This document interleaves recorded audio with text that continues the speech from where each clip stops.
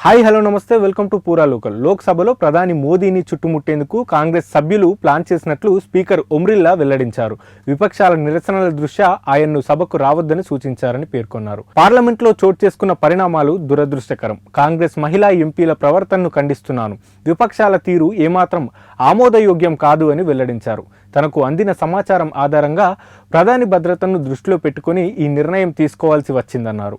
ఆ కారణం వల్లే ప్రధాని సభలో ప్రసంగించలేకపోయాడని తెలిపారు. అవాంఛనీయ ఘటనలకు ఆస్కారం ఇవ్వలేదన్నారు. అందుకు ప్రధాని కృతజ్ఞతలు తెలియజేశారు. ప్రధాని ప్రసంగం లేకుండానే రాష్ట్రపతి ప్రసంగంపై ధన్యవాదాలు తెలిపే తీర్మానాన్ని లోక్సభ ఆమోదించింది. ఈ తీర్మానంపై ప్రధాని మోదీ మాట్లాడలేకపోవడం అరుదైన అంశం.